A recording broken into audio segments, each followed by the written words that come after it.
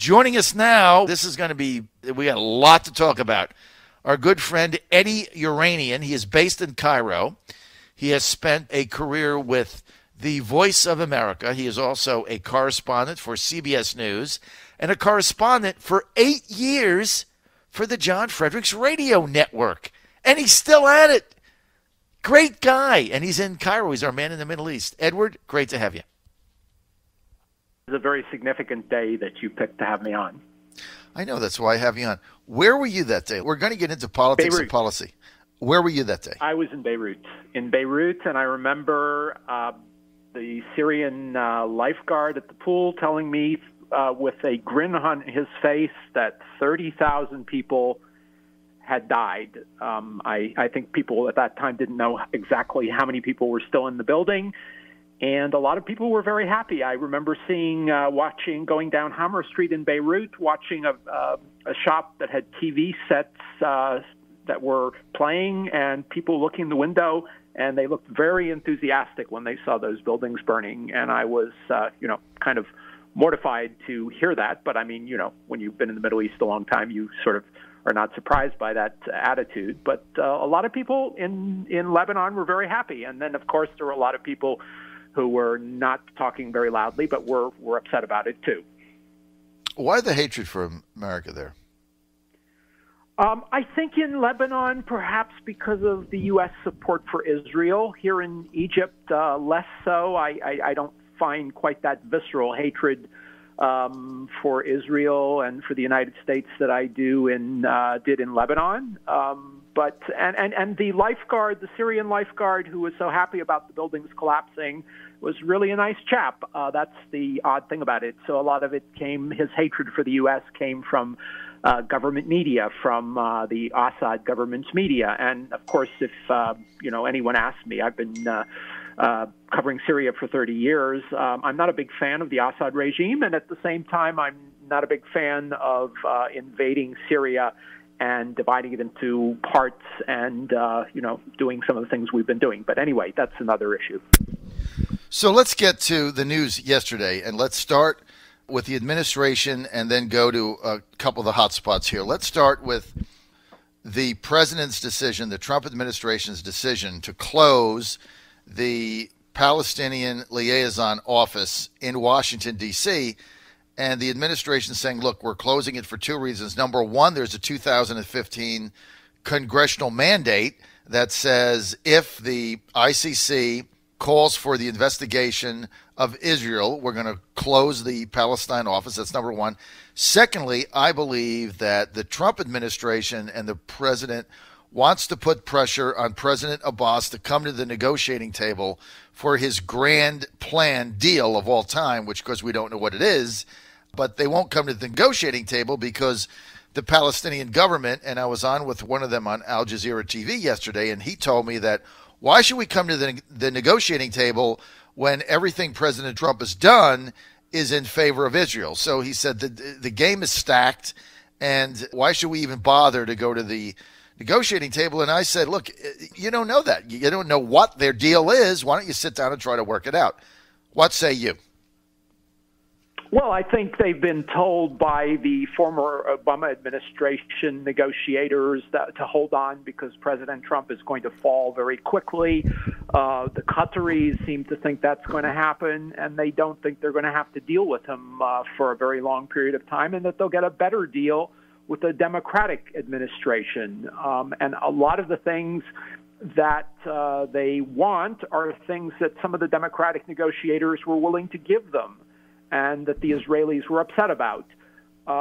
So there's a lot of American politics mixed up in this as well. I think Secretary Kerry was consoling President Abbas about how President Trump was putting the screws on him in negotiations. Things like that we've recently cut our funding for the United Nations relief and whatever, UNRWA, which supports Palestinian schools in Lebanon and Syria in the Palestinian territories.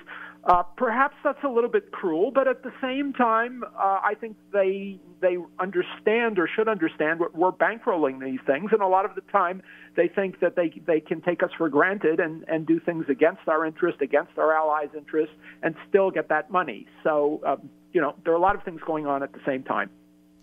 Edward, I think you're right. And, one of the questions they asked me on Al Jazeera yesterday is, well, what about John Kerry's comments? And I'm like, well, John Kerry is saying he might run for president. So you got to take all this stuff with a grain of salt. But could you imagine if a former Republican Secretary of State was going behind the administration's back and talking to leaders and telling them to hang on, wait it out, we're going to get a change? I mean, could you imagine if that was a Republican? I mean, the legacy media would be going absolutely berserk. Their hair would be on fire. Yet John Kerry can do it, and it's like, okay, right? The duplicity is unbelievable, Eddie. Well, yeah, the media supports the liberal agenda. I don't think there's ever been any question about it, but certainly it's been more and more clear through this election cycle. Even just watch Google. They've written algorithms to put out bad news on Trump on their Google News page and good news about anything that has to do with the Democrats' liberal agenda items and things like that. So even on Twitter, if you say anything good about Trump, you get 3 tweets. And if you say something bad about him, you get 3,000. So they've written algorithms, computer programs specifically to overplay things against Trump and downplay anything in his favor. Unbelievable. And despite all that, he's having all this success economically and internationally, Edward, and he is going to win again in 2020, as I've been saying for some time. Let's get to the ICC, the International Criminal Court. Yesterday, National Security Director John Bolton blasting the whole thing, saying that, look, this thing, which was convened in 2000, was never ratified by the U.S. Senate. It was first signed by President George W. Bush in 2002. Then he rescinded it and unsigned it. And he said, look, according to the Trump doctrine, America first, U.S. citizens and U.S. sovereignty is not going to be subservient to some international tribunal.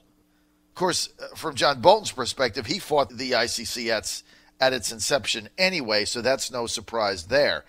And also the administration saying, look, the ICC is saying they're going to investigate Israel for crimes. They're going to investigate the U.S. and Afghanistan. It's biased. And they're saying that these prosecutors and judges through the ICC are counted, and that the U.S. even hasn't signed on to the thing. So why should they be subject to it?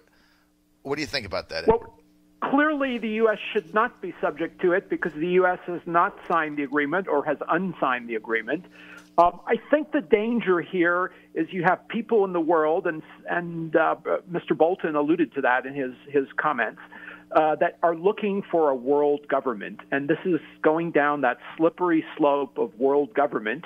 And the European Union, he cited as one example where the countries have declared the nation state as a failed entity and have given over their sovereignty to the European Union and various other bodies that are world governing sorts of bodies.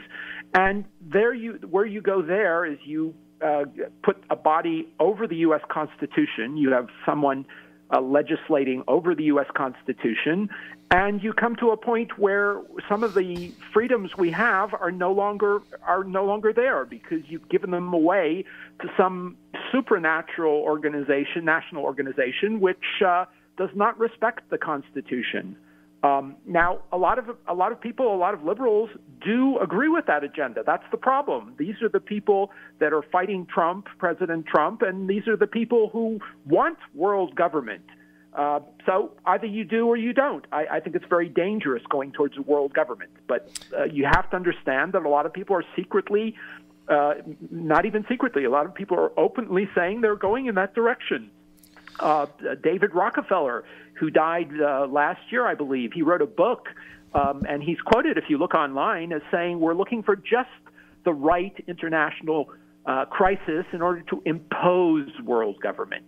Now, I've never actually, some of the quotes that are there, I've never heard him say that, but he's quoted as saying that, and he's written a number of those things in his autobiography. Now, This camp that is looking for world government, these are people who meet in secret. They meet, and I don't want to go on anything that's too paranoid that's going to, that people will be upset about. But, they meet regularly, this Bilderberg group, the people who are discussing what's going on in the world, what they're trying to do in the world. They invite a lot of experts.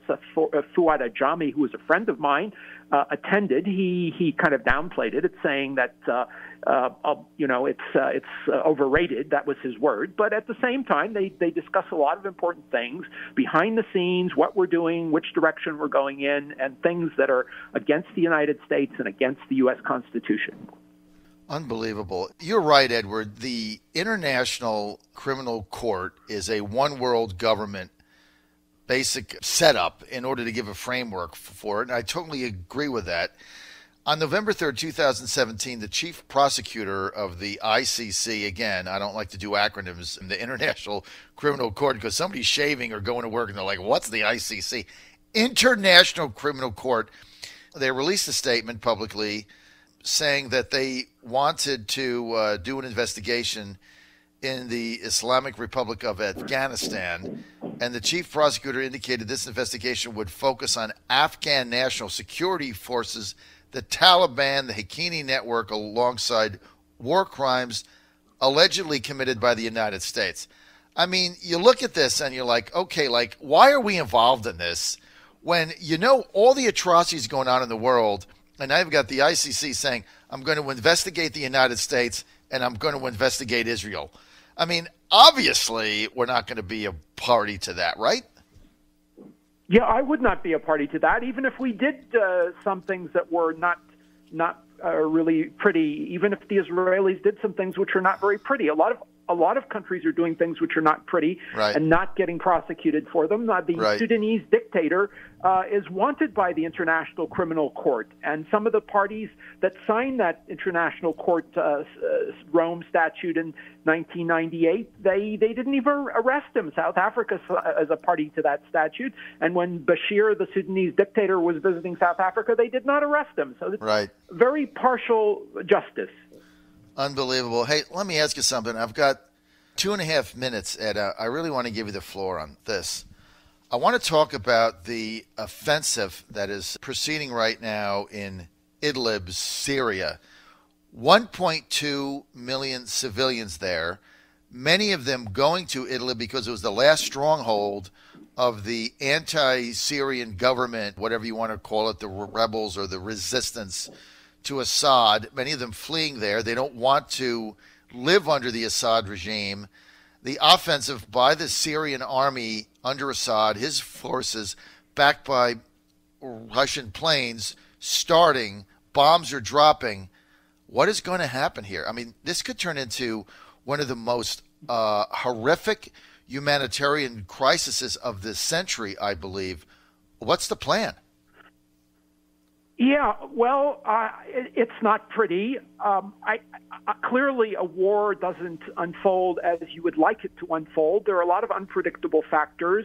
What worries me, though, is for someone who believes that some of these chemical weapons attacks, alleged chemical weapons attacks, were false flag operations, I think what I'd like to point out is Syria has about 10 intelligence agencies belonging to different countries that are operating in it. I think you have to understand that, and each one is pulling in a different direction. Maybe a couple are working together. I don't want to deny that, but they're doing a lot of things that you don't see, that are not reported in the media, ugly things, and they're going for their own interest. A lot of this conflict is due to people who want to put in pipelines, gas pipelines, oil pipelines, who have ulterior motives for coastline areas. They want to the natural resources off the coast of Syria.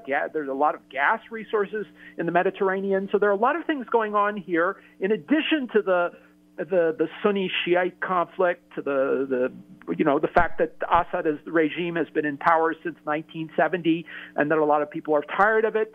Clearly, that's part of it. But at the same time, their calculations are other than just the fact they're tired of Assad and he's a dictator and that sort of thing, because a lot of people have committed crimes that are probably worse than anything Assad has done. and are guilty of a lot more bloodshed than Assad has been. He's basically been reacting to all the things that have been forced down his throat, and this is a part of Syria.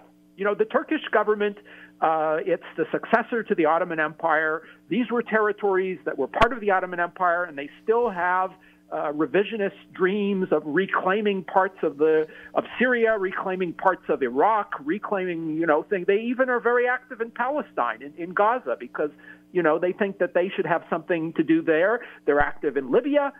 They were trying to put the Muslim Brotherhood, supporting the Muslim Brotherhood here in Syria. So the Turkish government has revisionist dreams over territory in Syria, and I wouldn't be part of that. I wouldn't be supporting them on that issue. Edward, I'm out of time. Edward Yeranian, thank you for being with us. I appreciate it. This is going to be a major bloodbath here. And I'm not for the U.S. being involved, but I think the U.S. has to find a way to deal with what is going to be, could be 800,000 refugees going into Turkey. I don't know, but it is going to be bloodshed. That is my fear right now. Hopefully we can find an answer to this. Edward, thanks for being with us. Really appreciate it. Edward Yeranian,